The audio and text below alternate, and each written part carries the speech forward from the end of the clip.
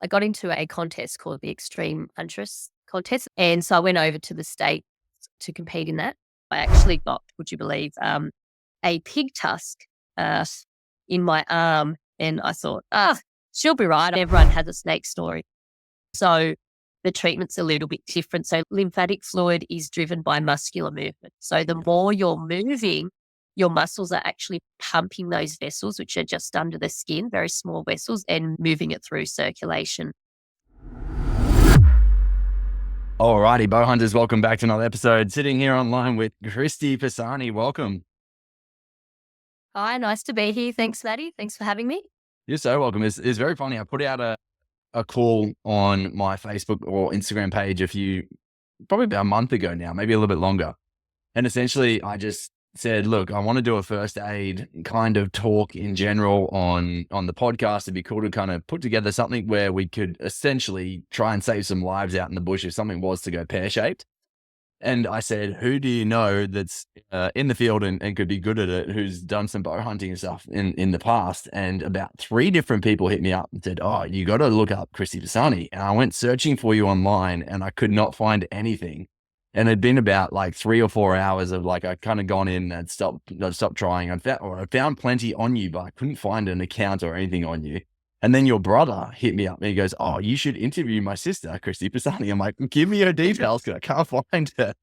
And then it was actually Jack Spinks gave it to me before he got there. So a few of the crew that reached out and said you'd done a fair bit of this kind of stuff on some of the bow hunting magazines previously. What was kind of your involvement with that stuff? Yeah, so that was when I was living in Queensland actually, and I started. It's sort of I got into the Queensland bow hunting crowd, and Graham Cash from Bow Hunting Down Under. I became friends with him, and just doing a bit of. Actually, I think I submitted my first ever article to him when I was about 18. I just started bow hunting, and I look back on it now and I cringe. Oh, what is that? But anyway, I kept writing and kept sending articles and he kept printing them. So, as I got to know him, I asked if, I could do some more regular sort of contributions. So I initially started with Babes and Bows, which was a regular feature where I'd interview a bow huntress and, try and get them out of the shadows of their bow hunting husbands and onto the pages of the glossy magazine. And it was a really great, really awesome experience. I got to meet so many bow hunting women and they got, to have their stories in the magazine and show their successes. And then I moved on to Broken, Bitten, Busted, which was my first aid sort of know-how or guide articles. So that one ran through bow hunting down in under, and then when they changed hands onto Australia, New Zealand Bowhunter with Alan Bowman. Yeah. And then just did a few more regular articles, more hunting stories as well alongside that. Yeah, it's amazing. And so what is your background regarding the first aid side of things? So I originally, I did my paramedical degree in Bathurst at Charles Sturt University. Mm-hmm. And then, decided to do the young person thing after graduation and go and travel the world and get drunk and all that sort of stuff. Then got back and went, I probably need to get a real job and a haircut and all that. So I by that time I'd moved up to Queensland. I joined the Queensland Ambulance Service. So I was originally at Gympie Station and then moved to Gundawindi. Yeah. So did that for 7 years. And then it was about then the Heart of the Huntress series kicked off. Mm-hmm. And I realised I needed a bit more free time for doing that sort of, going overseas and doing the filming and that sort of thing. So I took a year of leave from the ambulance service and focused on the Huntress. And then ended up back in New South Wales. There's a lot to unpack. The old walking ground. I mean, taking it back. Like, Yeah, first, yeah. what actually got you into bow hunting? Do you come from a bow hunting family, or how did you kind of step into it? Yeah, so definitely from a hunting family. So from my earliest memories are going out with dad and my brothers. So Mhm. Dave, Ray, and Dan. They're all well, Ray and Dan are very much into the hunting community. And Ray actually he picked up bow hunting for a while there, and I went, oh, that's cool. Like I might try my hand at that. And I'm a Sagittarius, so it's meant to be. And yeah, so I took it up. It was a slow start. Originally, I started it was just shooting rabbits and goats out in Western New South Wales.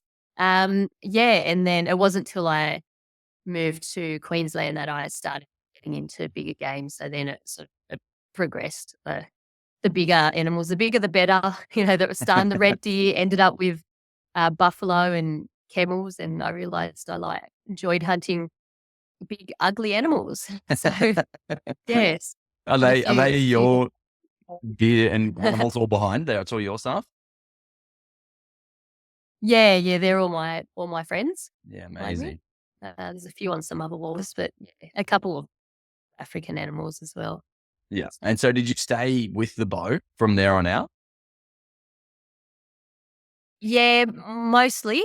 Some of the Heart of the Huntress stuff, it was a bit it's not an exciting viewing to watch someone for hours sitting there with a bow and not shooting anything. So, Yeah. for the purposes of the show, we did have to, like, I wouldn't say have to, like, it was very much an enjoyable experience, but doing walk and stalk with rifles. Yep. So in Africa, um, yeah, obviously sitting in a blind with a bow wasn't Mhm. really going to make exciting viewing. So most of it was with a rifle and doing walk and stalks, which was great. It was sort of the equivalent of bow hunting. Hunting with a bow is what it's like with a rifle over there on a walk and stalk because there's so many eyes and ears, and Mm. they are just wow. Those animals are just amazing. Their hearing, their sight, and just their weird senses. So Yeah, flighty, right? very flighty, exactly. So, yeah, it was definitely, doing a few years with the rifle was not a step down or a step backward by any means. No, Yeah, definitely. and I found it quite enjoyable. And so Heart of the Huntress that you mentioned a few times, how did that come about? Like what was it and how did it kind of come to? So it feels like forever ago now, but I applied to, or I got into a contest called the Extreme Huntress contest. It's sort of like I guess you could say a reality show, one of Mhm. those, um, yeah, competitions, I guess. Yep. So it was all about hunting, shooting, and so I went over to the States to compete in that. Um, I didn't score well. I was a bow hunter using a rifle against some amazing huntresses, but I had a ball, absolute ball. I loved it. Amazing. Yeah. Not so much the competitive aspect of it, but the hunting. So different, like hunting on a ranch, which I thought, Mm. oh, I don't know if I like that, but yeah, it was a really good experience. Anyway, while I was on the Extreme Huntress contest, I met Margaret Bolther from South Africa, Mhm. and we became really good friends. And she said, yeah, after the contest finished, we said, oh, we don't want to do this competing thing. It should be about competing. And I totally agreed. And we said, hey, let's start our own sort of thing. But it's more about, friendship and education and sort of, Mhm. showing hunting in a good light rather Definitely. than as sort of a competitive um, blood sport. Yeah. Yeah, Yeah. so that's where that all come from. Yeah. So I And did 5 series. how did it work? Like you guys filmed it yourselves, or you had a film crew come with you, or? Uh, Yeah, we started, the first 2 series were done with a producer, Mhm. and then there was then COVID hit, so sort of, threw a spanner in the works, but, Definitely. first few series were in South Africa, and then Margaret said, "Oh, well, I'll come to Australia." So we said, great, come on over. We'll find some things for you. Yeah. So she really wanted to shoot a buffalo, Mhm. and because over there to shoot um, the African buffalo there, it costs like $50,000. Yeah. I Wow. said, well, yeah, wow. So she's actually a professional hunter. That's her profession, and Yeah. she couldn't even, it was her dream, a dream for her. And we said, well, come and shoot an Aussie one. It'll be just as exciting. And yeah, so she come over, and we went up to the territory with Australian outfitters, Mhm. and they actually sponsored our Oh, buffalo good. hunt, and Yeah. it was just incredible, absolutely incredible. And yes, she got to have a dream of shooting a buffalo in Australia. Yeah, and then she come over a couple more times for we did some deer hunting and went to Cape York for Mhm. some nice Tudsky boars for her. Nice. Yeah. Yes, and then we went back to uh, Namibia was our final one about 4 years ago, maybe 5 years ago. Mhm. Yeah, and then that was when COVID hit, and we sort of haven't really picked it up since then, but hopefully in the future. So there is a desire to? You will do it again? Yeah, I would like to, yep. Yeah, we'll see what happens. I have a 4-year-old now, so there's a shift in priorities Definitely. at the moment, but, I certainly think it'd be an experience to take the family over there, or even have, uh, a few of us, you know, I guess, involve the family in some way. So we have Mm. another lady, Donna Partridge. She's Australian, so it's sort of the three of us, and we usually have a guest huntress as well. Yeah, so yeah, we most certainly would like to have a Heart of the Huntress reunion in the near future. That's super cool. And so if someone wanted to watch that, is it still viewable and visible somewhere? Yeah, yep, YouTube Awesome. would be probably the best place to find it. Yeah, so if you Google or searched in YouTube under Heart of the Huntress, and you should find probably the latest series 4 and 3 and 4, which were the Aussie series. Amazing. Should be still up there, yeah. That's so good. I saw so much of Heart of the Huntress when I was trying to reach out to you and trying to find you on Facebook, but it wasn't clear as to what it was essentially, the post that I found. I'm like, I'm trying to find this, and I started searching for Heart of a Huntress actually on Facebook to try to find you, and I still couldn't. But yeah, that's hilarious. But also really cool to see how I mean, it is so funny that it was like almost like the depiction of a bloodthirsty sport, right? Like doing a competitive hunt, it doesn't necessarily, I don't know, bode well for hunting in general, especially with the amount of attack that we're under at the moment. And so I think just what you guys did, it's like, it's the starting steps that we're starting to see a lot of people taking of like, hey, no, we're actually very health cautious and conscious about what we're doing here. We have great respect for the animals. Like we do this stuff for not only mental health, but physical health, for the aspect of the meat that we get to harvest on these hunts. Like there's so much more to it than killing an animal. And I know I'm just obviously talking to the converted here, but it is really nice to see that a lot of people are starting to take that action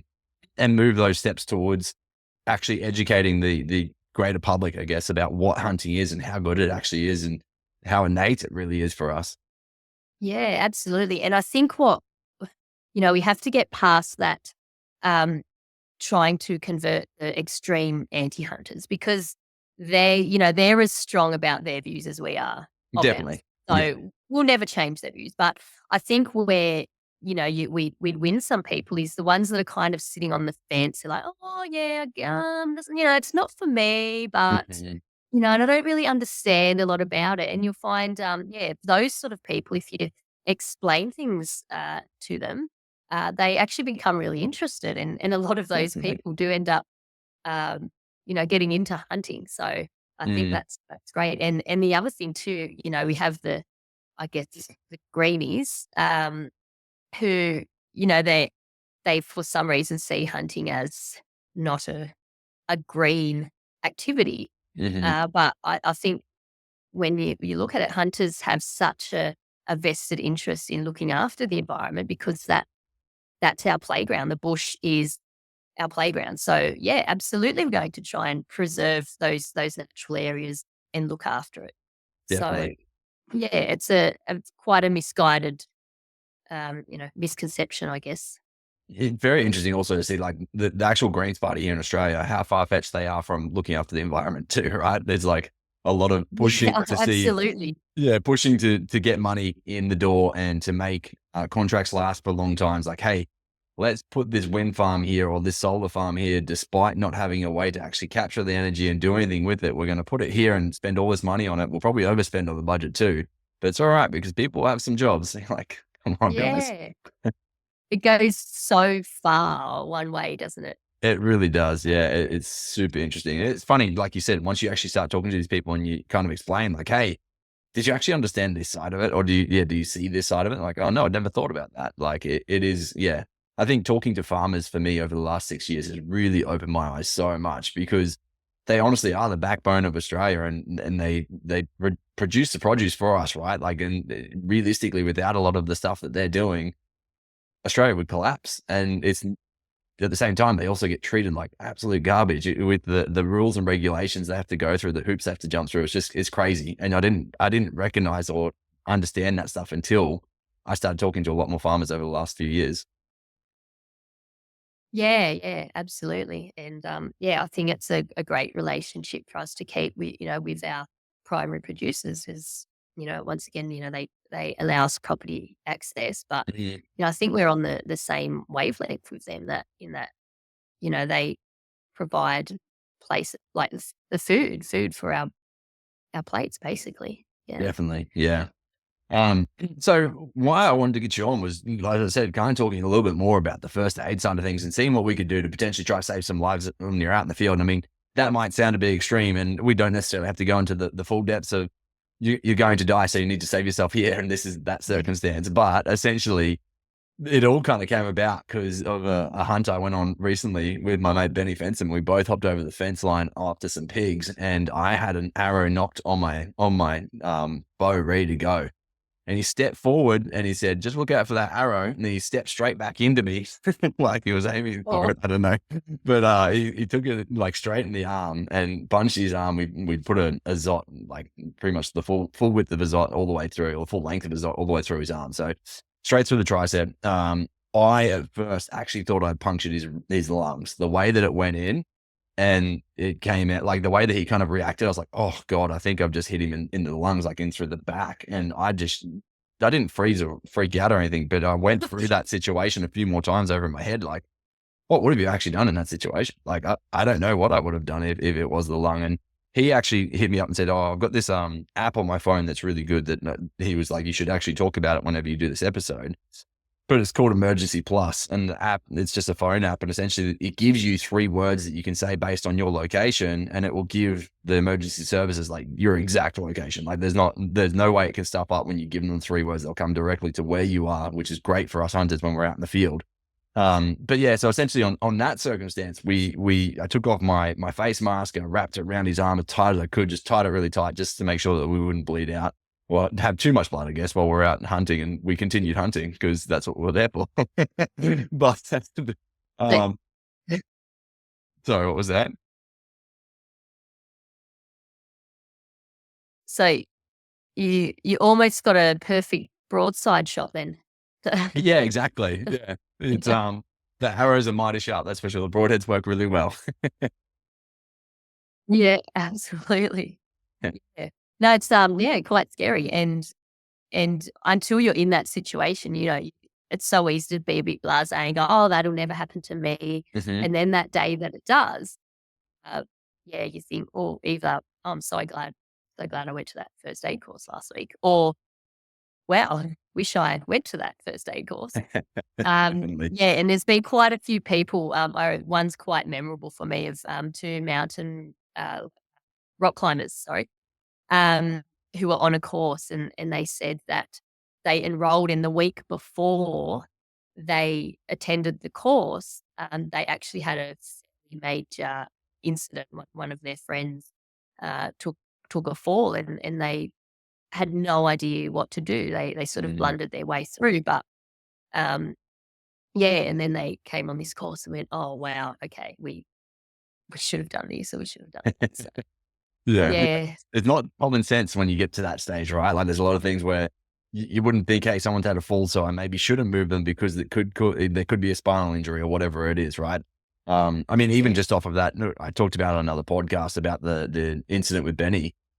And then I had probably, I think it was like about 7 or 8 messages of people saying, "Oh yeah, I've had similar circumstances where I've had an arrow, like I was walking with a mate and he had it loaded on his bow, and I clipped it with my hand as I was walking, or taking the arrow out of a target and running it through your hand, or cutting the leg, or doing something like that, where it's like we're dealing with sharp objects. We want them to be as sharp as possible." Using knives, I've seen videos on YouTube, people butchering and cutting through their hand, and stuff like that. It's like these basic cuts can happen a lot. And then obviously there's the extra stuff that can just happen because you're on a farm, right? There's all these other sides of it. So, I don't know, maybe where is a good place to start? I think kind of maybe that we're dealing with a lot of sharp objects. It might be around that, dealing with cuts in the open or in the wild. Yeah.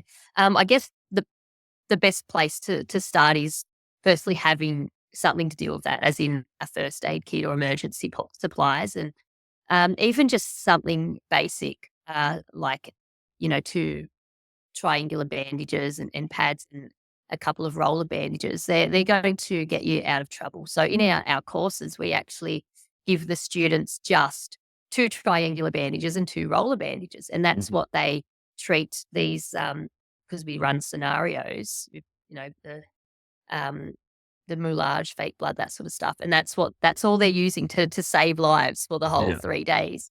Yeah. So you don't need a lot, but I guess the big thing is you need to know how to use it as well. So you can get a really fancy first aid kit, and it's just, an expensive footrest or an uncomfortable pillow. Yeah. So knowing how to use it's really important. So, like most people, I guess, do a provide first aid course, which is your basic entry level first aid, Mhm. which is a great starting point because they'll teach you all the basic things. How to treat a bleed. So, for example, you're going to stop bleeding by applying pressure, and resting the patient. But then, I guess further to that is where you do start to go into more complex injuries, such as your punctured lung, Yes. or That's the thing. pneumothorax. Yeah. Um, and that's where, yeah, it's a little more involved, I guess, because you're dealing with a really complicated injury. And if you're out there in the hunting field and say you don't have access to help straight away, maybe you don't have reception, and you don't have any form of communication, and you have to decide, wow, do I stay with this patient, or do I have to leave and go hiking back to the homestead or back to your vehicle, which could leave your patient there by themselves for several hours while you Mhm. help, and they could die in the meantime. So I guess that's where probably the biggest thing, um, in teaching wilderness first aid is that we really emphasize the idea of preparation for one, and prevention. So I guess, injuries in the wilderness, there's the factor of bad luck, and that happens. Yeah. I've got away with it for so many years of lady luck on my side, but hey, eventually, um, yeah, eventually we can only rely on lady luck for so long. Um, yeah, so making sure you're prepared. So one of the biggest things, as I mentioned before, is having the communications to be able to call out if something happens. Mhm. So, whether that's having a personal locator beacon, particularly for those who venture out of phone reception, Yep. because that's something we do, yeah, So take for just granted. 99% of all hunters. Yeah, yeah, pretty much, yeah, exactly. So, and I guess thinking about, having a couple of forms of communication. So not just relying on just your mobile phone, because, if you go and take, about 60 pictures of or photos of this red deer you just shot, and then next thing your mobile phone battery is dead. Mm. And then, what happens when you do need emergency services to you, then you're sort of buggered. So it's really good to have a couple of forms of of communication. Is there a preferred one that you guys have kind of come across? I think like in talking to Spiros, they actually prefer the Garmin InReach compared to like the EPIRB machines and stuff that they have on the boats. They said that they're way more accurate than what an EPIRB is. And that's the whole concept of an EPIRB, is to be able to press a button so they can find you exactly where you are. But I've heard it a lot that the Garmin's are so much better and do such a better job of that exact location. Is there anything else that you've kind of come across that's worthwhile? Yeah, so I'm not sort of in any way, loyal to any particular brand Mm. or whatnot, but more the forms they come in. So the EPIRBs, they're more marine based. Hmm. They always have been, but then people started realizing, oh, like this is applicable to on land stuff as well, and that's where the PLB come into it. So personal locator beacons. So basically, they're an EPIRB but for on land. Okay. And there's a couple of different ways you can go about it. You can just buy basically you buy the device, register it, and then you just keep it in your bag. You don't need to keep any sort of subscription. Hmm. Um, then where a lot of the new technology now is going into um, extra functions where you can message or you can show people back home where you are, Yeah. so they can sort of track you on a separate app Mm. from another location. So those ones tend to be a bit more expensive. There's more like a monthly or a yearly subscription fee. Yeah. Okay. Um, yeah, so it really depends what you're doing. Like for example, I don't go out every, few weeks like I used to. Now it's, once or twice a year. Hmm. Something for me would be just have something just for emergencies. While my brother Dan, for example, he's out pretty well every weekend. So for him, having something where, he can track locations and that sort of stuff is more useful for him. So he, for example, I think he's gone to more to the Garmin uh, InReach or a similar device. Yeah, Yeah. so Okay. just depends what you need it for, and I think researching is the best way to go to see what would suit your needs. But Definitely. definitely important, to have something that you can press a button, go, I, I don't know where I am, I'm lost, or something has happened and I need help ASAP. The other ones, obviously, I mean, they work to certain degrees. The walkie talkies, if you've got access to them, to be able to have, especially if you've got a farm that you can access. Um, Within saying that, though, the amount of times I've used a walkie talkie out in the bush, like, hey, can you come help me? I've just shot a deer, and then I get no reply at all. I'm like, damn it. Yes, that's right. It's like, I guess I'm dragging this one Selective, out. Yeah. selective hearing, maybe. Yeah, maybe, Or, maybe. yeah, the other important thing with UHF radios, if you need line of sight between the Mm, two radios. So if there's, one hunter's in one gully, there's a ridge between you and the other hunter's in next door, you're not going to reach each other because of that. You don't have that line of sight. So one of those hunters needs to climb up the top of the ridge for you to get reception. So yeah, yeah, see. and I guess the other thing to think of with walkie-talkies too is who's on the other end. Is it someone that's also out in the bush with you who also has no phone reception? Yeah. Or can you get to, say, the homestead or the farm workshop and someone can make that 000 call to you or even, come and get you, whatever the case may be. So if you've got your phone and you don't have reception, 112, does that kind of work wherever you are? Is that a satellite call, or what does that do? Yeah, so I don't claim to be an expert on communications, but from my understanding, 112 will actually use the strongest network or the closest network. So if you're with Hmm. Optus, for example, it will connect to the Telstra, as Yeah. Telstra happens to be the strongest one. Yeah. Yeah. Okay. Very interesting. But I guess that's where it's kind of like, yeah, like you said, having multiple variations is where it really does kind of play out. Like if you had your phone, you had that app that we talked about before, Emergency Plus, and then you had the 112 as your option, like that would work well. But if you didn't get the reception call through, then what happens? And that's where something like your Garmin's become so powerful, I guess. Yeah, absolutely. Yep. And the other thing too is, if you want to be a little bit old school or go back to the olden days, is just letting someone know where you're going to be. Mm-hmm. So an approximate area. I know people don't like to share their hunting spots, but Definitely. sometimes you do have to. Yeah. I'll usually talk to at Yeah. least the farmer, right? And say, okay, this is where I'm Yeah, planning on going. exactly. Yeah.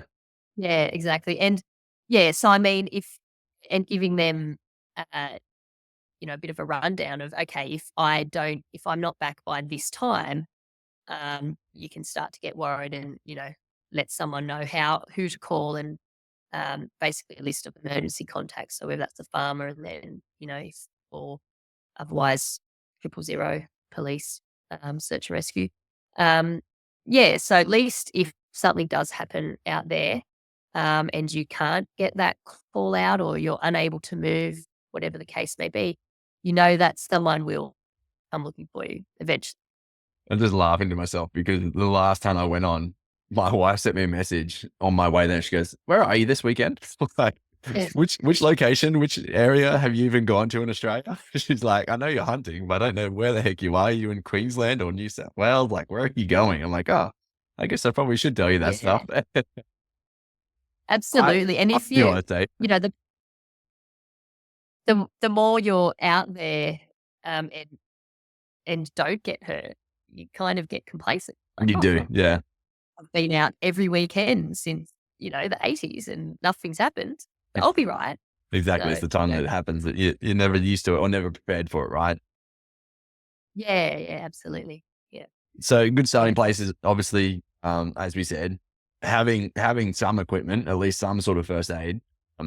Which is funny because when you said that, I'm like, I've got a first aid kit in my bag. I've got no idea what's in there, but I know there's a first aid kit in there. I'm sure it's got bandages. I'm pretty sure, and it's got a few other things, but I don't know what. But then also the next thing is obviously trying to get some form of good communication and even a backup communication form if possible. yeah, yeah, yeah, absolutely. Yeah.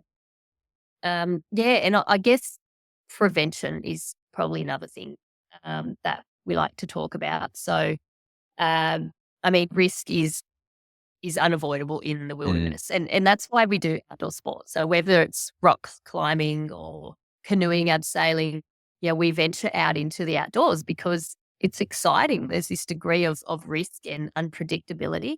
mhm. Um, and yeah, but we still need to consider that, to reduce our risk of something, really bad happening. We need to think about, if there's unsafe environments, how can we make the environment more safe. And so we do that by, for example, dressing for the conditions. So, Mhm. so we don't get hypothermic, carrying out enough water in the, for more the hotter region.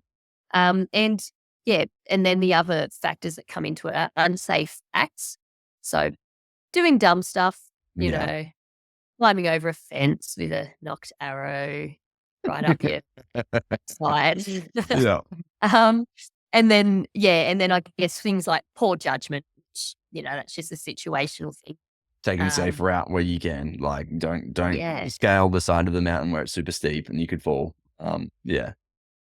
yeah, absolutely. And hey, some acts of poor judgment that they're caused by that excitement, I guess, where Mm, we, oh, I can see that deer. Oh yeah, I've got to get the wind right. I'm going to, scale that tremendously steep, um, rock face or climb up that bluff, So yeah, and it's yeah, it can be tricky. That I guess that's how a lot of people get lost in the wilderness too by just getting a little bit um, narrow sighted when they see that trophy animal that they really want. mm, yeah, definitely. Yeah, there's a situation, a lady that goes to my gym. She's actually a paramedic herself, and she was rock climbing or mountain climbing with a friend, and they had sat down to have a drink, and they were hopping up to move off, and the friend hopped up and pushed off of a rock with her foot, and it rolled and tumbled and smacked this lady who goes to our gym in the chest, and she booked straight off the side of this cliff Yeah. and fell 25 meters, broke her back. The lady like eventually made it down to her, but she didn't have any reception. She couldn't make a call. She's like, "Are you all right?" Like she got to her eventually. It took her a fair while. And the lady who had fallen, she woke up and was like just delirious, like what the heck's going on? Tried to hop up, was in so much pain, couldn't really hop up. And the lady's like, I have to leave you here. Like I have to go. I have to go and make this call so we can get some help to come and find you. Can you stay here? And she's like, yeah, I'll stay here. And anyway, she had concussion. So she passed out again and woke up. And she's like, where am I? And ended up hopping up and walked the whole way. So then there's like this massive search party out to get her and stuff. So I was like, circumstance can blow out so quickly in that sort of situation where, like you said, if you have to leave your friend, there has to be, it's a tough thing, right? Like, I mean, you leave a carcass sometimes and you have troubles for trying to find where you left it, let alone, Yes, or absolutely. you put your pack down, right? And you go back for it. It's like, where is it? I swear it was under this tree. It's not there. So Yes. same thing can happen with people and friends, right? Yeah, absolutely. Yeah, and it comes back to that, Murphy's Law.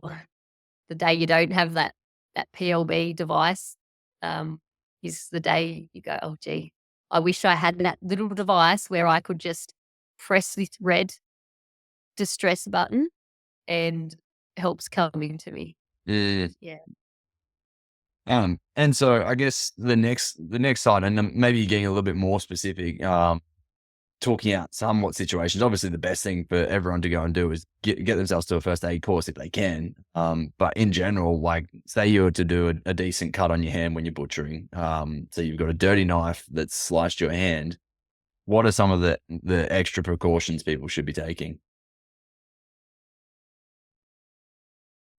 All right, so a few technical issues, but what I was saying is essentially everyone should try to get themselves across to some form of first aid course if they can. And we'll talk more about what you guys have on offer later down track. But essentially, talking to a few more specifics that might potentially happen when they're out in the bush, the hunters in particular, going back to say butchering and doing yourself a disservice with a knife that you've been butchering with. So you've got a dirty knife that's been through animal that you're now putting through yourself. What are some of the regular precautions you should take from there out, to kind of set yourself up for best success? Yes, that's a good one. It's, plenty of personal experience there, and I'll probably be obliged to tell you my little story. But yeah, something they probably don't go into in a urban first aid course, is the risk of infection, Mm. which, particularly if you're up in the hotter environments. I know you're North Queensland, aren't you? No, I'm Brisbane. Oh, Brisbane. Well, still north, you know. Yeah. But yeah, you're getting into, like Darwin, Cape York. I know that's a popular hunting hotspot. And the risk of infection is huge, and not even, several days, but just a few hours. Yeah. Wow.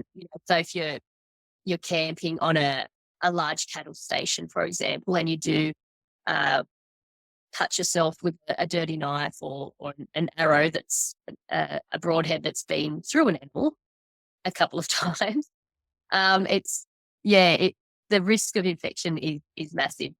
And yeah, so in a more, so we're talking more long-term patient care now. So if your buddies themselves, Mhm. and it's really important to know how to deal with a small wound, and because that small wound can become a major infection Mm. quite easily if it's not dealt with properly. So, most of us just, we'll be right, toughen up.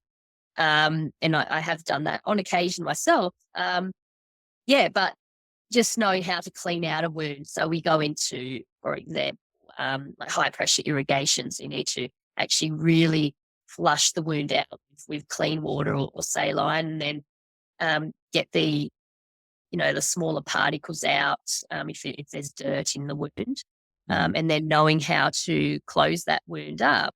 And then a big thing too is the wound a large enough wound that you are going to seek medical help, in which case it's still important, but not as important to be so careful with cleaning it out, as opposed to a wound that you might go, oh, well, I don't want to leave the property. I'm, 1 or 2 days into this 5 or 6 day hunting trip. Mhm. No way am I leaving to go, to the doctor. And that's where it gets dangerous because you're leaving this wound to fester, and that can become really nasty within a few days, especially in those tropical environments. And so I did do the same myself. I actually got, would you believe, a pig tusk uh, in my arm, and I thought, she'll be right. I cleaned it all out. But obviously didn't do a good enough job. And because it was a puncture wound, so it went in quite deep, and it was from a pig tusk, and that's not the cleanest of implements to be punctured with. And it did get really infected. So I did end up having to go to hospital anyway. But now I looked a bit silly because they said, "Oh, when did this happen?" I said, "Oh, well, only a week ago." So there's more to this story that we're not hearing. How did you cop a tusk through your arm? What was the situation that put you in that? I was hunting with dogs actually, so I used to do that just on the odd occasion, and so I went into to harvest the pig, I guess, and he was very very quick on his feet, despite having low arm or upper arm. It was right. Actually, I was very lucky. It was right on the inside of my elbow, which would have just missed my brachial artery. Yeah, so I was very, very lucky. Lady luck with me on that day, despite my discomfort. Yeah. And so what did the infection look like? Like how long did it kind of take to settle in? And then what did it play out as for you in that situation? Yeah, so after I cleaned it up and covered it up, it looked, looked reasonable, like a healing wound, which, they do get puffy, little bit red just around the edges of the wound. But then it started really swelling up, and it actually got started to have a little bit of, liquid coming out, clear liquid, which was good. The wound was flushing out. But then once it started, the redness around the wound started to extend around, like further out, so a few centimeters out, and then got bigger and bigger over the next few hours, until it eventually looked like, I guess, sort of like a hibiscus flower around the wound. And that's when I knew I probably should have known better a lot earlier. But I said, I really need to get this looked at now. Yeah. But it all could have, well, firstly, prevention, not going that close to a pig. But probably the more important thing is, knowing how dealing with that wound in a better way and earlier. In that situation, did you have saline or anything that you cleaned it out with, or what did you do? I did use saline. I was lucky to have some on hand, but we don't always have. So the more important thing is to flush it out with clean water. So if it's safe to drink, it's generally safe to flush out a wound with. Otherwise, you're limited to, the basic first aid kit will have 2 10 ml, I guess, vials of saline, which isn't enough to provide good irrigation of that wound. You really need to flush it with quite a bit more, especially for a large wound. And so what could have you done better in that situation then? I think I would have probably got to the doctors a lot earlier. Yeah. If I got to the doctors earlier, I wouldn't have had to end up at the hospital 3 days later having antibiotics. So acting on it quickly and just really thoroughly cleaning the wound out is really important. But and for wounds that are more like you were saying with a knife, when butchering, they are easier to clean out as opposed to a puncture wound. So if it was a broadhead or a sort of an animal, a pig tusk, the wounds don't look big from the outside because they're more a deep wound. And because you can't see into that wound, it's really hard to assess what damage it's done inside and how deep it's gone and what sort of grit or contamination has gone in. So any puncture wound is definitely recommended to get further medical treatment for it to be cleaned out. And apart from the redness, like the spreading redness, is there anything else to look for? Like pus in itself is not necessarily bad to start with. Is that right? Like it will kind of, that's not the right way to say it. There is obviously, there's bad pus and good pus, but there's going to be like certain degrees of what is able to seep out of a wound to some degree, right? Yeah, absolutely. And what we're looking for really is, so the all wounds will generally discharge, and that's, I guess, the body's way of flushing it out. Mm. But where it's starting to get excessive, the pus is sort of less of a straw color and going more towards that greeny browny color. Mm. And particularly looking for redness around the wound. So there'll always be a little bit of redness, which it just shows that the body's sending the right, I guess, components, cells, blood cells, that sort of stuff to help with the healing Inflammatories, process. etc. Yeah. Yeah, but when that redness is starting to extend past those wound edges, that's where you need to start to worry. Also, if you're getting heat or swelling away from the wound, so you touch, next to the wound, and the skin feels really warm or hot, that's also another a red flag, I guess we could say. Yeah, interesting.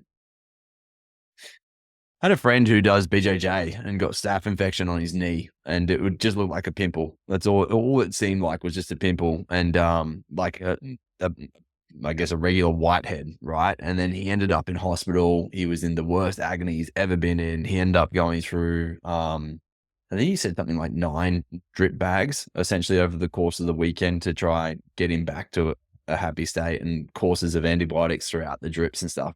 It just shows like how simple it can be. It was literally just I think it was a pimple that started off the whole situation, and then that's all it looked like, was just a pimple on the surface. And then he's like, yeah, hospitalized for a whole weekend. Essentially, it's crazy what it can come to. Yeah, absolutely. And I mean, the body's a good healer. It really, Mm, the body's designed to heal itself, but I guess sometimes it's a little too much. The demands we place on our body, yeah, it gets a bit overcome, and yeah, then we know, well, this is more than we can deal with ourselves out in the mm, bush. yeah, Um, definitely. so no, I guess a huge part of wilderness first aid is knowing when to stay and play, and knowing when an injury's sort of a little bit outside of your scope as a general first aider, Hmm. and needs further help. So that's another thing to think about. What's being able to make a plan, I guess, for that particular injury, Okay. and what. Yeah.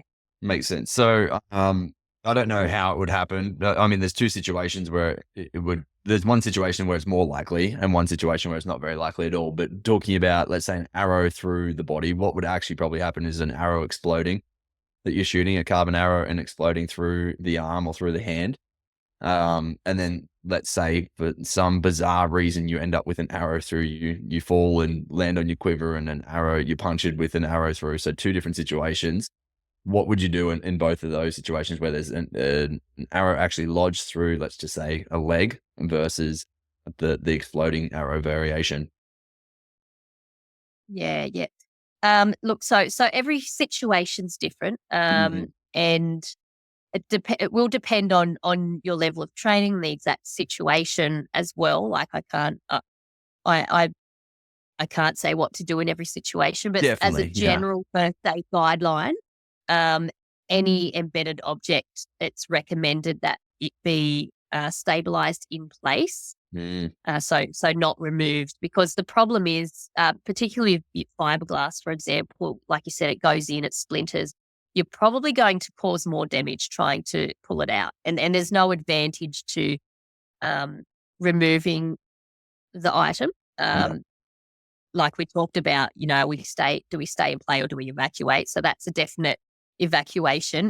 yeah. Anything to do with an arrow in any part of the body, we're getting that patient out of there. So the key, I guess, objective is that we make the patient as comfortable as possible, Hmm. and try and stabilize that injury. So whether it's, you're using a donut type bandage that you're wrapping around and bandaging in place. Yeah. Um, there it does get a bit tricky when we're talking more the second scenario, where there's an arrow in, so say an arrow through the leg, for example, which is actually, hindering the patient's function. So if that brave patient decided, well, we can't call for help, no one knows we're here or that they're there, and they need to actually walk out. Obviously not recommended, but hey, might be the choice that they've made. So walking with a full length of an arrow through one's leg can get a bit tricky. So yeah, once again, you get in this situation where, the first aid book doesn't tell me what to do here. Like, do I pull it out, or do I somehow cut it down so it's not bumping into my other leg, or, through the scrub as I'm walking through? So that's a tricky one. There's so many what ifs talk to the about that. situation too, right? Like if it's through the thigh, if it's through, is it potentially it could be through an artery, or is it just like across the top of the quad sort of thing? Like, there is so many what ifs. It's not like this is definitely not a blanket statement. Yeah, absolutely. And the problem is, if it's the deeper it is, the more chance that it is maybe sitting against an artery, and then pulling it out is going to cause further damage. So yeah, hugely dependent. And I guess it comes down to as well how familiar you are with anatomy. So someone who's, say, a paramedic or someone trained, on the human body will be able to recognize, okay, so this is just flew through a fleshy part of the body, as opposed to something that might be more closer to some pretty important structures. So things like the lung cavity, or the chest cavity. And that's, definitely a big one there. We're talking about the punctured lung. So you can actually, the arrow in that lung tissue might actually be sealing it, or acting like a bit of a plug. And then if that arrow were to be pulled out, essentially you're allowing air from the outside into the lung, and that's where we get a punctured lung. So you can do further damage by removing that object. Yeah, right. So but that's something you'll sort of learn if you were to do a further training in first aid, and something a bit more wilderness focused or long-term focused. You get a little bit more of exposure to those, I guess, outside of the box type injuries. Definitely. Yeah, you realize that, it's not a one size fits all, unfortunately. No, definitely not. I mean, not that I'd say a lot of the audience actually do have rifles and probably do use them at some point, but a lot of them are bow hunters, and purely bow hunters to some degree. But let's go over maybe a bullet wound situation. One in particular that I've heard of. My mechanic's actually pretty loose. I found out recently that he's a hunter. And they go out rifle hunting. They've got every caliber. It's crazy to the extent that they're just boys with monies and a lot of toys, essentially. But he got invited on a hunt and didn't go on this one hunt. And they were out in the side by side. There's 4 of them on the side by side, and the person in the back put their rifle down on the back of the side by side, and for some reason it was loaded, and they shot through the seat and into the shoulder of the guy who was. I don't think he was driving, I think he was the passenger. So through his shoulder, it ended up being amazing that it didn't hit anything specifically. I think it might have gone through bone, obviously, but it didn't actually puncture lungs. It didn't hit any arteries. It didn't do anything massively damaging, apart from the reasonably big exit wound out the front of his shoulder. So bullet wounds in general, is there kind of like a basic overview or protocol that we can say? Yeah, so the biggest thing is obviously prevention. I'll keep going back. Yeah, definitely. But if the unthinkable does happen, so the biggest thing is to stop the bleeding, and any first aid course, whether it's wilderness or urban first aid or whichever company you're doing your training with, the key point is to apply pressure to stop the bleeding. And that, obviously, because we don't know what structures the bullet has gone through on its way out, it's really important to seek further medical advice. So even once the bleeding has been controlled, that's definitely not a stay and play injury. Definitely not. Get them out of there. Yeah. And in that situation where you've got, say, a hole in someone, are you trying to stuff the hole and then put pressure over the top of it, bandage over the top of it, and do what you can to just conceal and get whatever you can in to stop that blood? Yeah, generally, we don't recommend poking things Mm-hmm. where we can't see.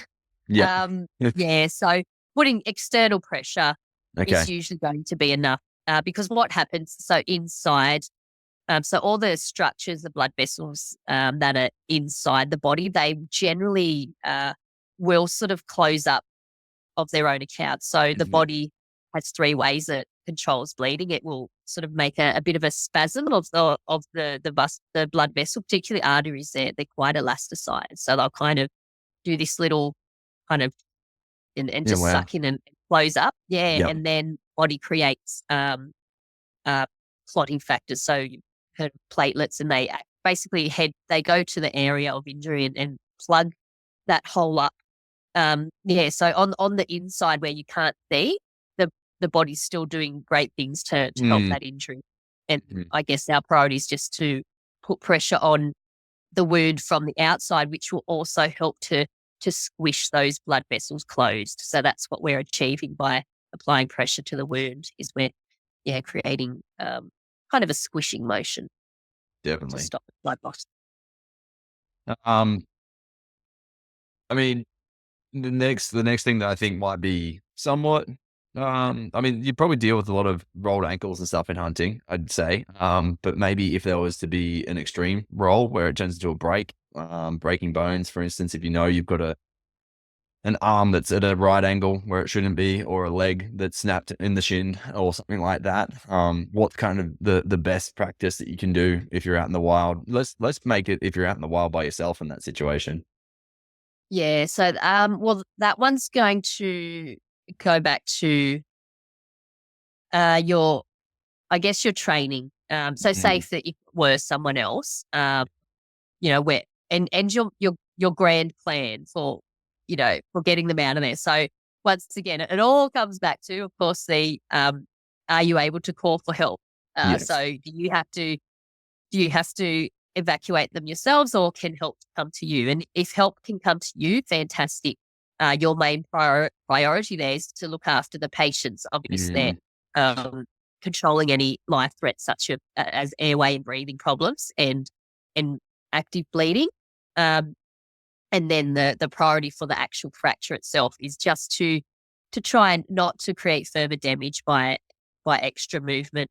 Mhm. So um, most organizations will recommend you just keep support the part in the position that you've found it. Mhm. And that's fine for, if an ambulance is on its way or help's coming to you in a reasonable amount of time. But if you're perhaps quite remote and you don't know when help's coming to you, or they might not be able to come until, the next morning, for example, and we have had, you know, many instances of that. It's you do need to. It's unavoidable that to move the patient. So, Mhm. you need to move them somehow into a tent. You need to put some insulation under them, keep them warm, because otherwise, if you're dealing with a patient with a fracture who's potentially going to go in, show signs and symptoms of shock, you need to treat that by keeping them warm and Mm. rested and comfortable. And that can be really tricky to do without moving the patient. And people really underestimate the effects of cold on the body, of hypothermia. And that's a huge factor in wilderness first aid, as opposed to, urban first aid, where an ambulance is on its way. You just chuck a blanket on them and no worries. Yeah. So yeah, really good question, that one. And that's huge. That's probably the scariest part for people is, it's been drilled into them in urban first aid that, oh, you don't move the patient because they could have a spinal injury. Mm. You're going to do further damage. And absolutely, that's definitely a possibility. But if you have other dangers, such as bad weather, so it might start raining, thunderstorms, they might be, I don't know, lying on a nest of jumping jack ants that Yeah. they're allergic to, like, all these typical first aid scenarios that, hey, they do happen out there in the bush. So you need to think, oh, wow, look, we might actually need to move this patient. It's uncomfortable, it's awkward, but I guess you have to think about how you can do that in the safest way possible and causing the least amount of trauma and discomfort to the patient. And that's tricky. Like, there's no easy answer. There's no yes or no. It's very outside of the first aid book. But yeah, something to think about. Definitely. Like, I like to, when I'm out hunting or out camping, a good way for me to keep my skills fresh is by coming up with little scenarios like what we're talking about here and going, now, how would I deal with that? And, if you do have the training, it's good. You can come up with really good solutions, but probably for the untrained person coming up with these situations are less of a, oh, what would I do here? And more of a, oh my goodness, I don't know what to do here. Yeah, So it's a bit of a, I guess, I don't know, what would we call it? A enlightenment improvisation. moment. Yeah. Yeah, absolutely. Yeah, two things kind of come to mind. One of the guests I've had previously, Ryan, I can't remember his last name. It's just eluding me right now, but he actually shot a boar and was standing on the game trail and it ran out and he's like, oh, it's coming straight for me. So at the very last minute, he tried to move out of the way and the boar got its tusk into his ankle joint and popped his foot like out of socket. Lovely. Yeah, and Wow. he didn't know what to do, so he just walked back to the car on it. Like, he didn't really have any other options. He was out there by himself, didn't have a form of getting any communications or anything happening. He was actually out with a friend, but they were in another hunting direction. They'd just gone separate ways. So he ended up getting back to the car. Luckily, he had the key, so he started the car and drove himself straight to safety, and just unfortunately left his mate out. He told the farmer when he found him that my mate's out there, you need to go get him. Yeah. Got himself to safety, and it all worked out. He's got his foot still. Another situation, I don't know the full story, so I won't say it because I can't quite remember it, but a wild situation that Liam Woods told me about, where he was doing videography for a motorbike trip. And essentially these two motorbikes collided when they're on a dirt road. And I can't remember the full story, but it ended up being the heat of the day, middle of the heat of the day, but the dude got cold. So they had to put all these blankets and stuff over the top of him, and the sun's absolutely blaring down on him. It was just this, massive situation. Like, he told me the story and I couldn't believe it when he told it to me. I was like, are you freaking kidding me? Like, it was insane.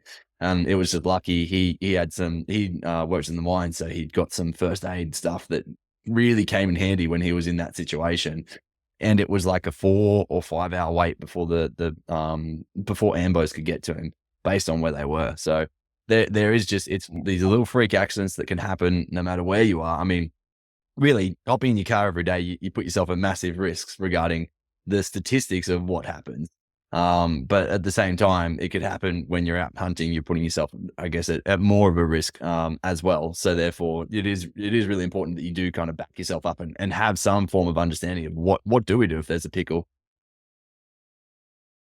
Yeah, absolutely. I guess that it comes down to, so yeah, you're more likely to hurt yourself, driving to work every day. But in the wilderness, the implications of actually getting an injury are huge, because there's so many different factors, and the remote locations we're normally in, and the weather conditions, and the types of injuries can be quite severe. Sorry, I just missed all of that. My headphone just jacked out. We're having technical difficulty after technical difficulty. Good thing is it was recorded, but I missed what you just said. So would you mind repeating it? Yes. So I was just saying that when you do jump in your car every day and drive to work, and you are probably much statistically more at risk of an injury, but there's that comfort in knowing, well, there's people around, there's help, there's ambulances, as opposed to in the wilderness, you're very much on your own if something happens. And because of those extra factors like the weather, the terrain, the distance, the remoteness, and the type of injuries the implications of your injury are huge. Yeah, definitely. Yeah, it really does make you kind of think a lot, and hence why I really wanted to do this this podcast. I mean, obviously we're touching the surface. We're not really delving that deep into it. I mean, given that we're in Australia, something that we probably should touch on is your basic snake bites as well. Snake bites, or yeah, I think just starting at the snake bites. What is the common um practice for now for if you get bitten by a venomous snake? Yeah, I was wondering when you bring that one up. It is, yeah, huge, massive importance, and even not even in the bush, but Mm, some people, like we live just a few k's out of town, and we see several brown snakes each snake season, hmm and everyone has a snake story, and yeah, they're not always out bush. So yeah, really important. So the current research, it's remains the same. Has been the same for since the invention of the pressure immobilization technique, which hmm is involves a couple of different factors, but the biggest part of pressure immobilization in snakebite is the immobilization. So, in other words, keeping that patient still. So, research has found that the venom from Australian snakes. So, um, our snakes have small fangs and they inject into the lymphatic system, not into the bloodstream. hmm So the treatment's a little bit different. So lymphatic fluid is driven by muscular movement. So the more you're moving, your muscles are actually pumping those vessels, which are just under the skin, very small vessels, and moving it through circulation. So the current research is to apply a pressure bandage over the bite site hmm initially, and keeping the patient as still as possible during this whole thing. And then a second bandage will go from the tip of the limb, so either from the toes or the fingers, and go all the way up the limb as far as it can go, so up to the armpit or the groin, hmm and really making sure that patient stays as still as possible and help comes to the patient. So I always get a what if question, like, what if you're by yourself That was my and you're next question. so affectionate Yeah. and nobody knows where you are. And unfortunately can't answer that question because that's sort of going, that's, um, I mean, I'll just the admit that question of what if you're by yourself? question. As Mm. the is there a protocol for, okay, I've just been bitten by a brown snake. I'm out in the bush. I am hunting by myself. People know where I am. I've got my phone, but I don't want to move too much. Like, is the protocol sit down and wait? Yeah, absolutely. So ideally, help comes to you. So um, that's going back. I know I keep going back to the personal locator beacon. hmm If you have one of those, fantastic, because all you need is a view of the sky, which will eventually hook into the satellites, and that'll alert um, the the governing body to A, that there's an emergency happening, and B, exactly where it is, and they can track you pretty well, to within 10 meters of your location. hmm So having that is your best friend in the case of a snake bite. And it's something I certainly recommend if you are hunting alone, to have, because the research does show that if you have to, try and hike to your car, or back to civilization, chances are you're not going to make it. Yeah. Wow. So it's a pretty scary sort of situation. Definitely. And so definitely no bandaging yourself or anything like that. Just lay down, ideally, because you have to relax. That they haven't. I don't believe there's a lot of research into what's worked and what hasn't worked, because it Mm, kind of goes either one way or the other. It's worked yeah. really well, or it It hasn't, hasn't. and Yeah. patient can't tell us about it. Yeah. Yeah, so the research isn't strong in that regard. Yeah, but certainly, uh, yeah, the recommendation is to, yeah, to sit tight. So immobilization, and yeah, help comes to you. Yeah, when I did my first aid course, they took us through just like the basic protocols of laying someone down who has been bitten by a snake bite. And it's crazy how hard it is to move someone without them moving themselves, right? Like without them activating their core or doing something. And they were just showcasing like exactly how much muscle movement you do, even on basic movements like that. Like it was laying the patient down, and you as the person had to feel how much like pressure there was through your core and whatever else as you're trying to like gauge yourself to lay back. Yeah, it's just interesting, those bits and pieces where you really start to understand, okay, like what am I doing if I'm sitting down? I'm probably activating some form of muscles that I shouldn't be. So in that situation, are you best to just lay flat as much as possible? Yeah, absolutely. Yeah. So the less muscle activation, the better. Particularly on that limb. So obviously you want the affected limb to be basically a dead weight. Hmm. But I believe the research is that, you know, all over muscle use can still drive that lymphatic Fucking fluid. yeah, Yeah. so crazy. It's So very crazy. scary. Yeah, Absolutely yeah, it scary. is. Yeah. It's so funny. Preparation.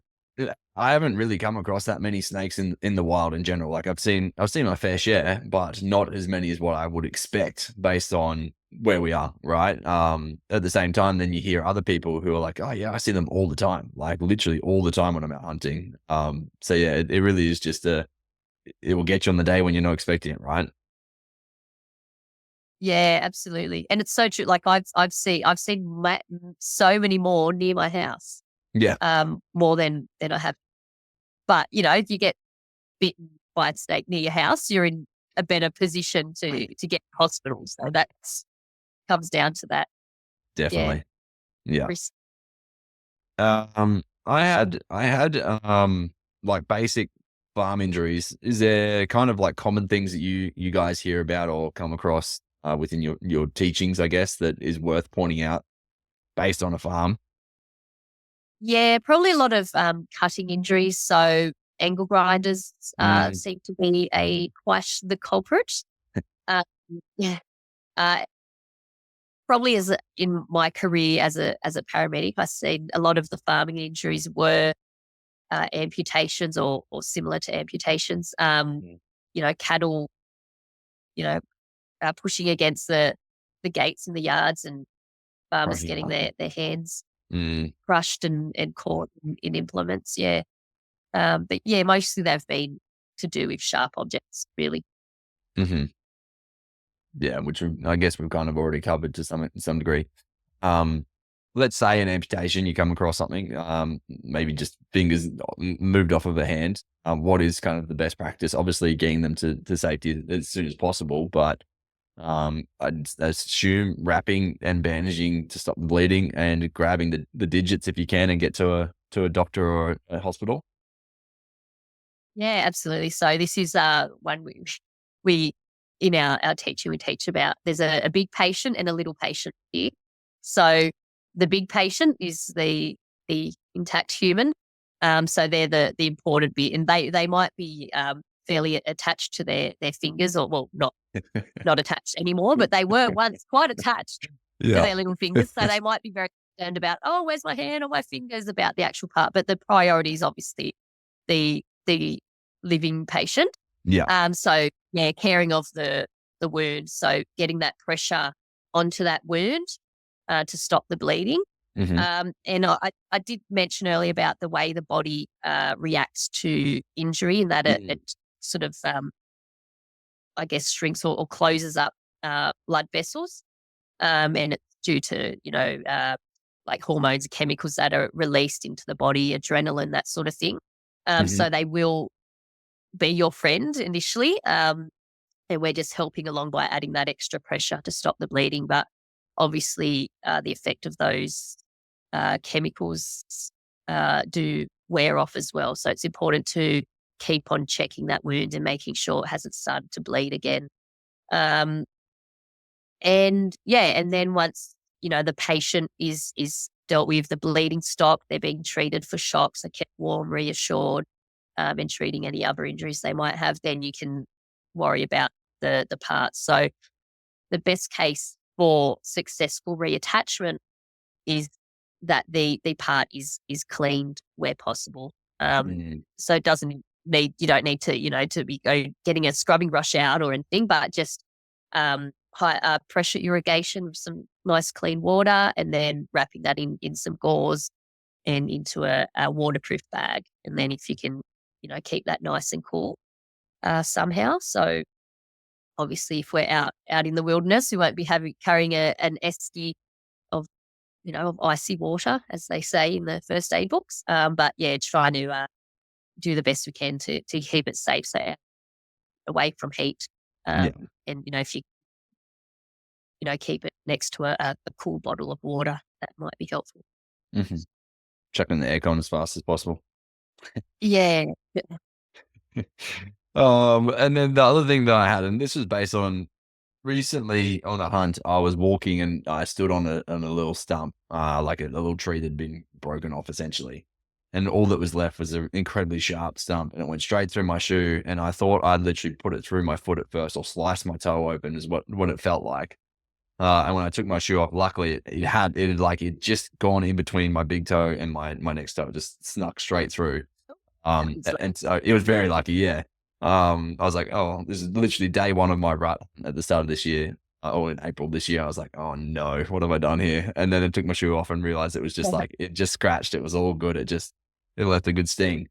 But it kind of got me to the empowerment side of things, where something through the foot. I mean, we kind of talked on the arrow situation before, and I feel like it really kind of comes back to exactly what you said there, of like, if there's something through the body in general, depending on the situation, is really going to depend on what you do moving forward there.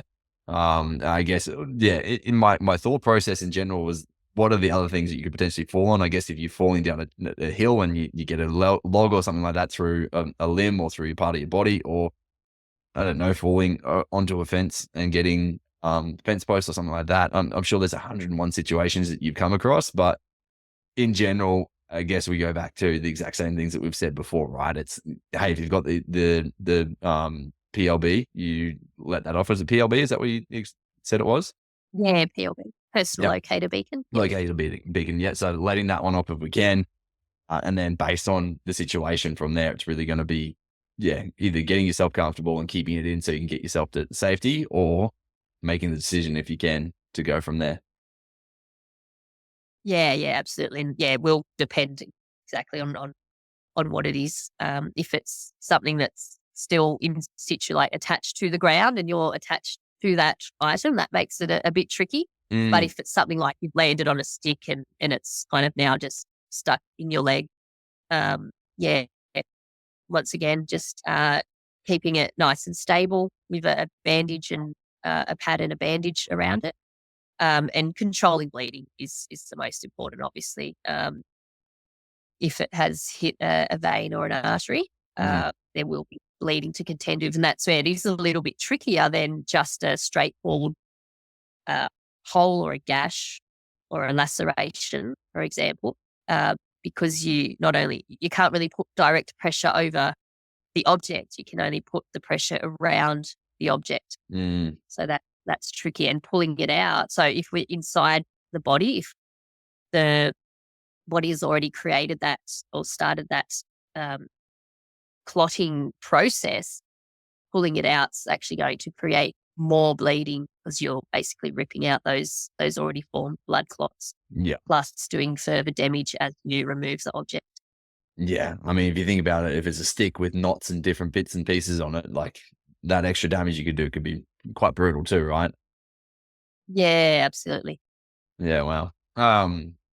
So what is the brand that you guys run is Wilderness First Aid Consultants. Well, essentially that's the next branch of what you guys are creating, right? What can you tell us about that? Yeah, so the parent company is Wilderness First Aid Australia. They've been around for quite a many years, and that company specialises in accredited wilderness first aid courses. So they're very scenario style, so hands-on. You run like scenarios with all the makeup, the blood, the screaming, all that exciting stuff. But what we're starting to recognise, especially since COVID come along, was that people have this need for more flexible training delivery. So not, obviously best case scenario is hands-on training, but if you can't make it to those courses, the next best thing is to do just some sort of training. So what we're doing with wilderness first aid consultants is we're having sort of a branch off from that company where we do deliver the wilderness training fully online. So people watch videos, do case studies, quizzes, written assignments, and then at the end they'll submit their assignments via a video. So it's sort of the first product of its kind in Australia where we're delivering a fully accredited course, but it's all completely online. So there's no having to travel to interstate, because they're fairly rare. They're not run very regularly, the wilderness courses. So yeah, so that's where we're looking at there, and then there's the potential down the track for delivering training for certain groups. So, for example, I mentioned earlier the hunters and gatherers, where you might just want to go, all right, I just want to learn about just the injuries that are relevant to me when I go hunting or when I go fishing. Yeah, so you could just go on and just do a smaller module. So rather than a fully accredited wilderness first aid course, it's more like to bump up your knowledge of what to do in those fairly specific circumstances. Yeah, wow. Yeah, it is very interesting. And I mean, I've had to do first aid for years on end just because of the work that I used to do. And this last 2 years is the first time I haven't had to do it. But every time that you do go back and do it, you realize how much you can actually forget between each session. Like you only learn so much in 2 hours, right? And then you forget a whole heap more between that next 365 days before you go back and do your next variation of it. And I was always surprised, like I heard it probably 10, 15 times, and things change over the years as well. But it must be 14 years in a row I went to different first aid courses or CPR, and it was interesting how much you would forget from year to year, and just out of sight, out of mind, right? You forget those practices. So it is just so important just to keep up to scratch with that current information on what is the best practice. Yeah, absolutely.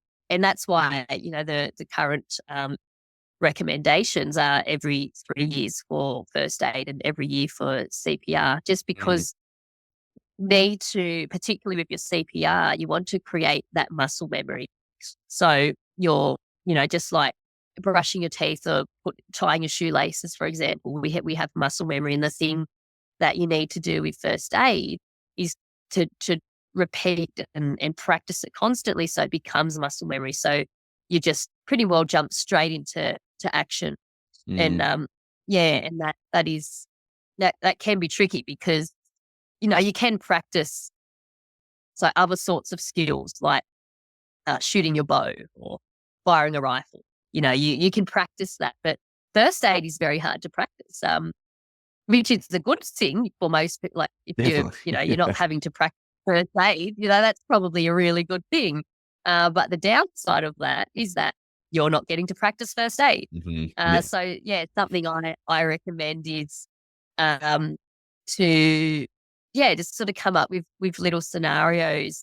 So between that 3 years between your courses, and just even this little visual scenarios, like you might be waiting for your deer to come, and you've got a bit of time just sitting in the bush, kind of twiddling your thumbs. And just come up with little scenarios. All right, what would I do here? And just try and, jog your memory.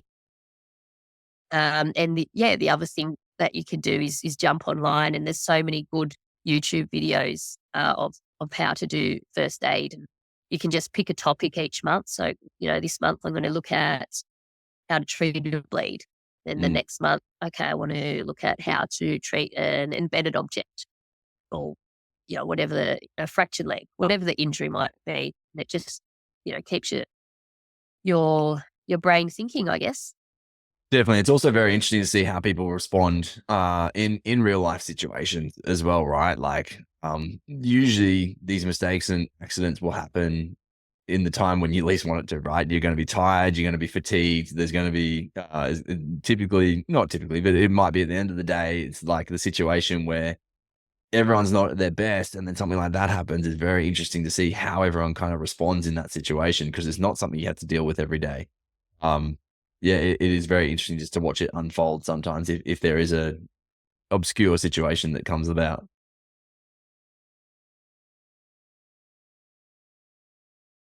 Yeah, and you never know, like, yourself, what yeah, how would I react? You Mm, know, you might think, "Oh, that you'd be very calm and collected," and you just turn to jelly. Or the other way, even, you think, "Oh, how do I deal I can't even imagine having to deal with that." And then, when that time comes, you just, you know, get in and do what needs to be done. And, yeah, you never really know until you're tested, I definitely. suppose. And, yeah, that's the yeah. Had a situation twice in gyms now where both times it was ladies who jumped onto a box and misjudged it and took the front of their shins out. And both situations where they took like complete V's of their legs out, like just the skin folded up completely. Pretty gory sight to see, but being in there with coaches that I'd done the first aid classes with and just watching them go to like ghostly white and not able to do a thing, I'm like, you're hopeless. Next person, help me. I'm like, you need to go to the front, get me first aid kit. You're going to do this. Like, it's funny. I do go into a bit of like a drill sergeant mode and like straight to like, okay, how are we going to come for this person and get to it? Like action plan, man, essentially when it happened both times. But yeah, it was just so funny to watch on two separate occasions, two separate coaches just completely freeze up and just go ghostly. I was like, oh no. Yeah. And we're talking about, arrow wounds and all of these, and it's the good old box jumps that gets Yeah, them. yeah, exactly. Yeah. Yeah, very Yeah, funny. and a lot of it, personality, how when you're dealing with a situation, it comes down to your personality, if you're naturally a leader or a follower. But then a lot of it also is experience as well. Mm, So we see, um, generally in our scenarios in first aid training, generally the older students, are better um, at dealing with the situations. mhm, But it's not always the case. Sometimes you'll get, a really young person who just has that ability to mm, just step in and do what needs to be done. But for the most part, we find, the life experience really helps. But usually by the end of the 3 days or however long the course is, we find that those, more inexperienced ones, after doing, 15 or so scenarios over that week, they just, by the end of it, they're just acing it. yeah, So it does come down to practice. You do get better at first aid by exposing yourself, to first aid situations. So whether they're real or whether they're sort of just simulations. mm, But yeah, just constant practice, and even case studies, things we're talking about here today. It makes you think, and then you might, relate that back to that, next time you're out hunting and, yeah, you do stab yourself with an arrow and go, "Oh, well, I remember Christie and Matty talking about that. Oh, here's what I'll do." So, yeah, just exposure is a really good learning tool. definitely. Yeah, yeah, like anything, right? The more you do it, the better you're going to get at it. Yeah. Is there anything that we should have talked about that we didn't? Uh, not that I can think of. I think the snake bite's a really, really important one. Mhm. So I would certainly recommend, particularly coming into the summer months shortly, which I feel like won't get here soon enough. But yeah, just brushing up on the pressure mobilization technique is huge. And there's a really good uh, app. It's called Australian Bites and Stings. Mhm. It's invented by the Australian Venom Research Unit. Yep. Um, and it's a great app. So it gives a whole range of information about venomous creatures in Australia and their treatment. Okay. And you can actually, because it's an app and it's loaded onto your phone, so when you're out hunting and you don't have reception, the pre-loaded information is really useful. You can still go on and go, "Oh, I've been bitten by a so and so. Let's see what the treatment is," and it'll bring all of that up. Yeah, It wow. also as well has a function where you can call 000 or 112 from it, and it'll give your GPS coordinates as well. So, for example, like you still need phone reception Mhm. to use that function, Yeah. but a lot of times, you might be on a national park fire trail and you think, oh, I don't even know what this fire trail's called. So, trying to relay your location in that sort of circumstance is pretty tricky. So having the GPS coordinates to pass on is really, really useful. So that's probably, if I had to pick a favorite, that would be my favorite. Yeah, amazing. And as well, the information is always updated as well. So as protocol changes, um, that will upload. Dated. Yeah, that's amazing. Yeah, And then maybe to wrap up, let's go back to hunting. Tell me one of your favorite hunting stories. favorite hunting stories. Probably my favorite hunting experience, I guess, would. Well, there's so many. And it's been a while too. So I've yeah, had a child in 4 years, which puts the handbrake on a little bit. It does, yeah. But I think whenever someone asks me about my favourite hunts, I'll always go back to buffalo hunting in the Northern Territory. Well, before you go Yeah, there, so have you really missed hunting? Like, has it been a part of you that's kind of felt like you're missing a piece at all? it, I would say so. My priorities have shifted a little, Mhm. and it's funny because I watched this happen to my dad. So as Dad always took us hunting, and we'd go with him and trail along and scare off all the game that he's trying to hunt. And then as we got older and we started going hunting by ourselves, I found that Dad really enjoyed the experience of. So he'd send us out on hunts, and he'd say, "No, I'm going to cook dinner and do the campfire," and so he'd become like kind of this campsite housewife, I Mhm. guess, in a way. Yeah, so he started taking this back seat and really enjoyed watching us do our thing, Mhm. and enjoy hunting. So I guess that was quite satisfying for him to see us enjoying something that he, um, you know, taught us or imparted on us.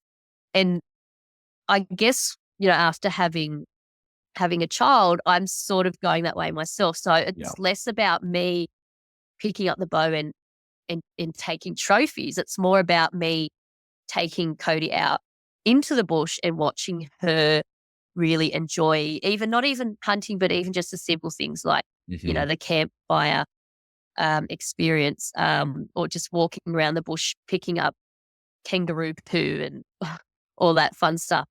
Um, Yeah. so I do miss the hunting, but not as much as I thought I would. Yeah, definitely. I think, yeah, and being able to share that experience with your kid is next level. It really is so, um, I know it's so important and so powerful what it does. Like one of the things I noticed the most was the small things that my daughter picked up on that I took for granted even when I was out hunting. And like I'm a pretty alert and pretty aware person, I think. Like I'm pretty in tune in a sense. But she's like, "Dad, look at these flowers," or like, "Dad, look at that view, look at this." And it was just like these smallest little things. You're like, wow, we really don't appreciate it enough sometimes. And it was just a very beautiful moment where she just kind of reminded me of like, don't forget the small things. Yeah, absolutely. Sometimes we get fixated on this trophy, Mm, um, and we kind of put our blinkers on to all the other cool things. And that's why, like the last few times I've gone out,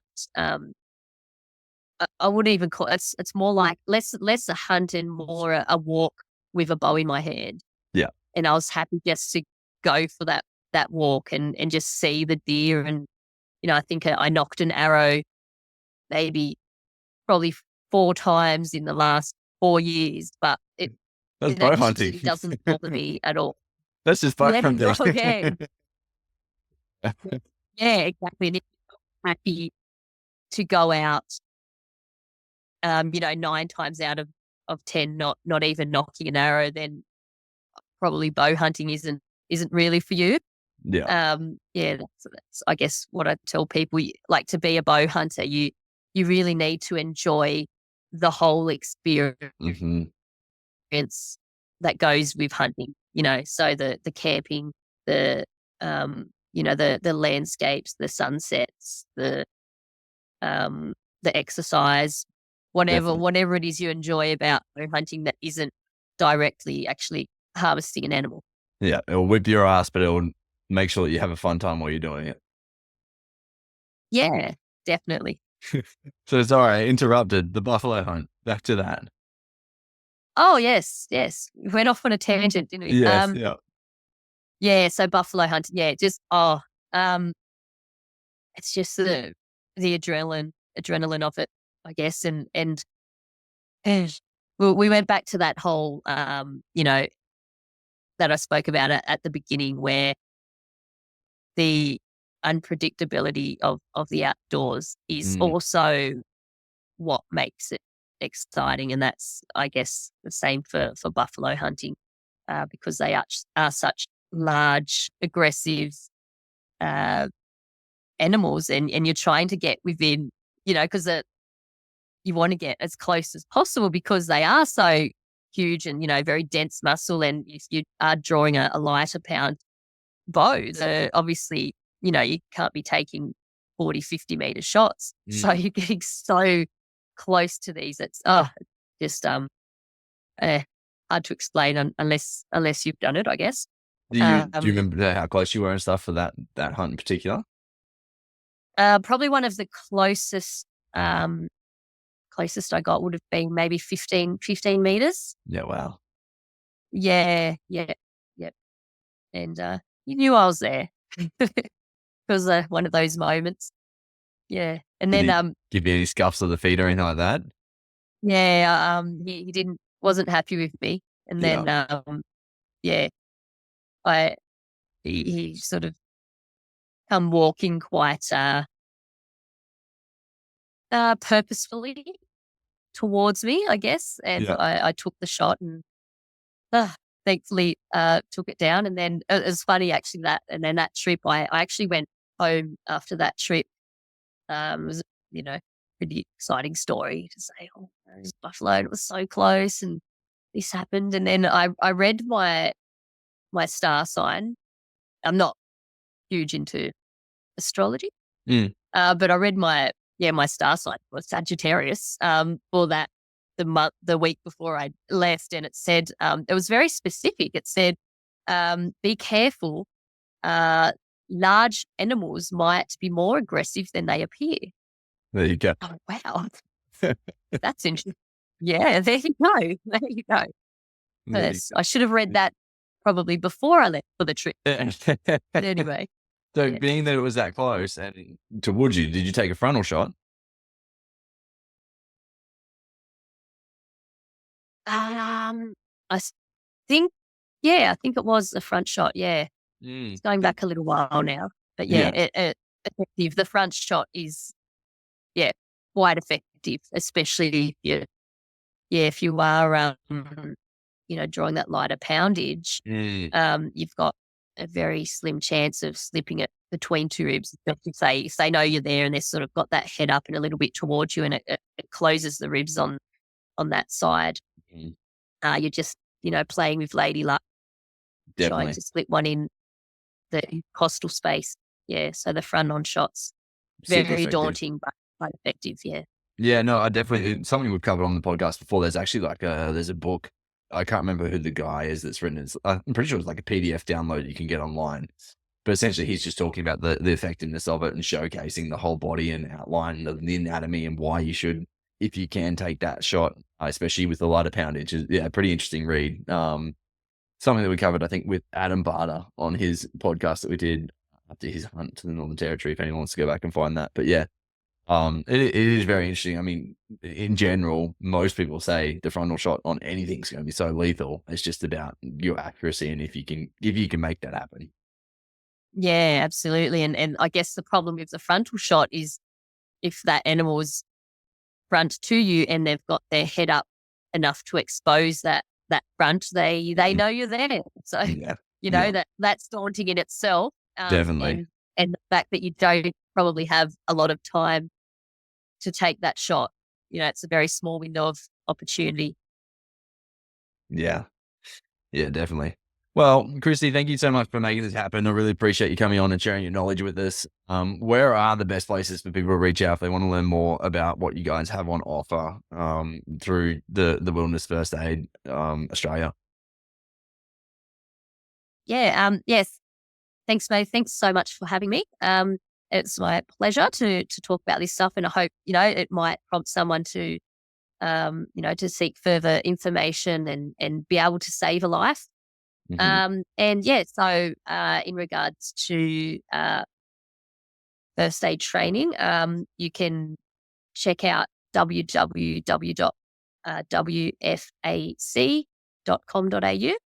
That's Wilderness First Aid Consultants, Hmm. or www.wfaa.com.au, and that's for Wilderness First Aid Australia. So both, really comprehensive accredited courses, depending on whether you want to do a face-to-face or a more of an online version.